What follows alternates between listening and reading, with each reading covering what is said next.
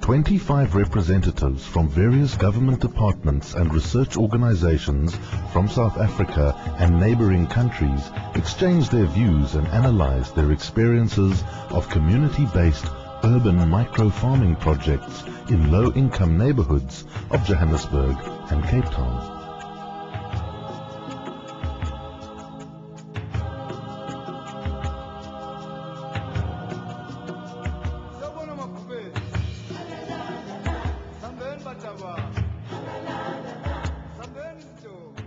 The primary purpose of the study is to enable participants from various parts of ACP nations to meet, to examine interesting projects and topics in a specific country, and thereby to gain first-hand experience of what is going on with regard to a particular topic in a specific country, and also to provide them with an opportunity to exchange their experiences amongst themselves and with the hosting country. The first thing HIV-affected families in low-income areas ask for is food. Yeah, if you're a medical person like me, when you go to visit a patient who is suffering from HIV/AIDS, the first thing you may see when you see them actually bedridden, you think they are going to ask for painkillers or something to control their diarrhea or to treat their skin condition. Unfortunately, the first thing they ask us when we walk into their homes, into their small houses, is food before they ask for any medicine. So the most important request from the patients when we find them is that I'm hungry, can I be assisted with food? So that becomes very important. Food aid to supplement their diets is not a sustainable solution. We realize that food aid cannot be sustainable in the medium to long term because all it creates, by and large, is a dependence. So, in order to move away from that dependence, what we are also trying to do is to encourage people to produce food for themselves.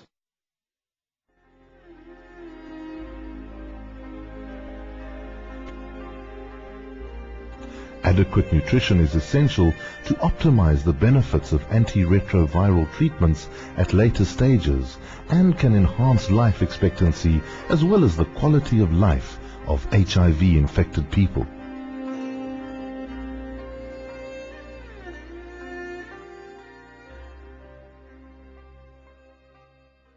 And actually without nutrition support, the ARVs are rendered useless.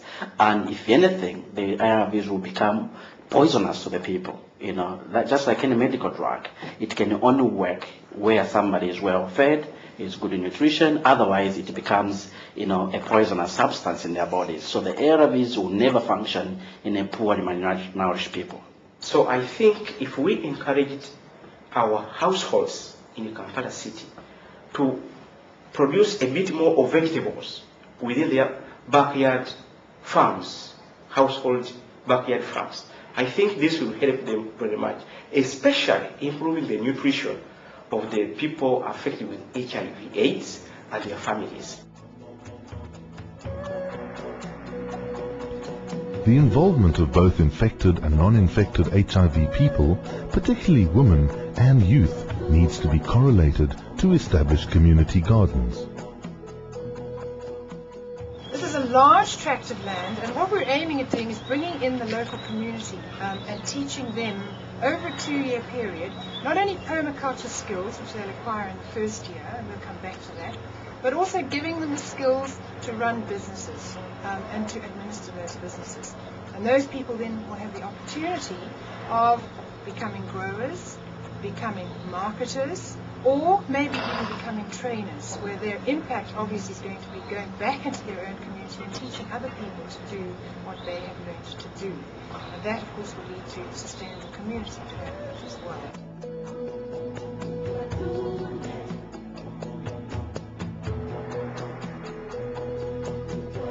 Youth are attracted by more modern types of micro-farming and non-farming activities related with community gardens, such as restaurants, marketing and other related businesses. Technical workshops, combined with training on nutrition for HIV/AIDS, food preparation and hygiene needs to be established. Under the government of Uganda, there is the Uganda HIV/AIDS Control Program, which is trying to support the orphans and vulnerable children by way of providing them with food supplements, educational materials, and right now we are integrating urban agriculture programs into this Uganda AIDS Control Program to see how these children can also be supported to grow food or to rear livestock, especially the small livestock, that is the poultry, the small goats, the pigs, and see whether this can assist them to support themselves. We teach people how to grow vegetables. We do it both in our own compounds, and then we give some of this food to the home-based care groups, or we even go out to demonstrate either in community projects or even in backyard gardens. The program basically provides care and support to the people living with HIV/AIDS within their families in form of home-based care, as well as providing support, especially education support to the orphans and nutrition support to the orphans, as well as the people living with HIV/AIDS themselves. No large tracts of land are needed for successful urban microfarming. Community groups often get access to land through local schools, hospitals, clinics, and community centres. The hospital have granted 2 hectares of land, the strip of land along the front of the property here, as a gesture for social capital investment, which I think is quite a bold statement from their side. What we're hoping to do is develop a garden that is going to be growing on using the methods of permaculture, which is a very sustainable approach to growing. Permaculture can be broken down into permanent culture or permanent agriculture. And it works on a system whereby you get all of your inputs actually generated internally.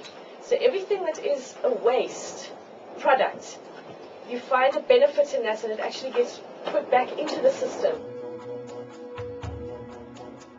Soil fertility management is crucial to urban gardening, taking into account the limited spaces available and the often degraded and compacted urban soils. The biggest problem, certainly in Cape Town, is the soil. Our soils are sandy and deficient in nutrients, and that becomes a problem when you're trying to grow vegetables. But in permaculture, one of the main techniques is a technique called sheet mulching. The advantage is not only of building soil fertility and building it relatively quickly, but also that it is no-till and therefore low input in terms of labor. Some of the recommended techniques are double digging, trench gardening, sheet and common mulching, composting, vermiculture, use of grey water from households, and liquid fertilizers. A mixture of crops need to be grown for optimum nutritional benefit. High protein foods and energy-giving crops such as legumes and potatoes, as well as medicinal herbs and fruits, need to be cultivated. The nutritious crops should be recommended that are cheap, that are easy to produce, that are locally available, especially for poor people and for those people living with HIV or affected by HIV/AIDS.